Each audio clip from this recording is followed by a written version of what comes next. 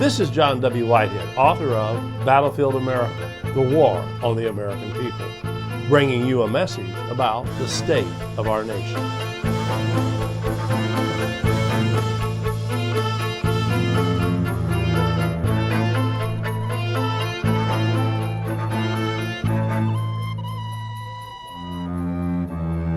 I've written about and talked a lot about SWAT team raids, 80,000 occurring across the United States on an annual basis. People getting shot, killed, their homes destroyed. Often the police are in the wrong home. Unarmed citizens getting shot.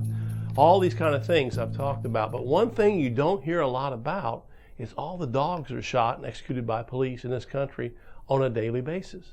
Incredibly, a dog is shot by a police officer every 98 minutes in the United States. The Department of Justice estimates that at least 25 dogs are killed by police every day. Another database estimates that the number of dogs actually killed by police is closer to 500 dogs a day, which translates to 182,000 dogs a year that are killed by police in raids or other so-called confrontations. Incredibly, in 1 out of 5 cases involving police shooting a family pet, a child was either in the police line of fire or in the immediate area of a shooting. And believe it or not, it's not the so-called dangerous dogs that are getting killed. For example, a 14-month-old Newfoundland Labrador and Golden Retriever mix was shot between the eyes by a Louisiana police officer. The dog had been secured on a 4-foot leash at the time he was shot. Duchess, a 2-year-old rescue dog, was shot 3 times in the head by Florida police as she ran out her front door. Yana, a 10-year-old boxer, was shot 3 times by Georgia police after they mistakenly entered the wrong home. Peyton, a 7-year-old black Labrador Retriever, and 4-year-old Chase, another black lab, was shot and killed after a SWAT team mistakenly raided a mayor's home while searching for drugs. Clearly, our 4-legged friends are becoming victims of the American police state. And the question is, why is this happening? The overall problem, as I see it, and this is not just me talking, it's police officers I work with around the country. There seems to be a mindset that's being taught in the police academies. As one police officer recently wrote, he was very concerned that in the police academies they're teaching the worst case scenario when police officers are to confront citizens or dogs or whatever out there in so-called American society. In other words, they're taught that there's a fearful group of dogs out there, and you're talking about Chihuahuas are getting shot, the smallest dogs possible that you could pick up with your hand and just throw aside.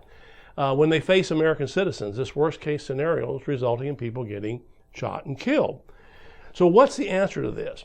I think the answer to this is A, number one, don't be shooting Chihuahuas and kick them aside with your foot. Stop pointing guns at them. I had a police chief recently told me he was so freaked out.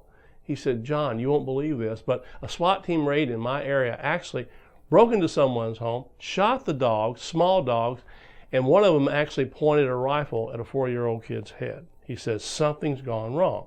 And it goes back again to the training.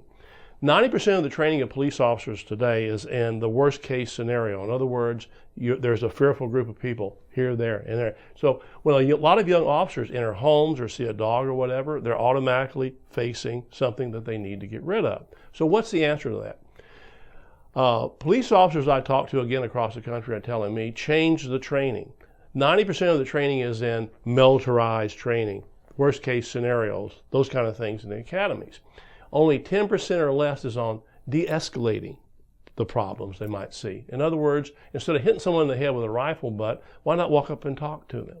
And so this is what many police officers are starting to suggest across the country, and I agree with that.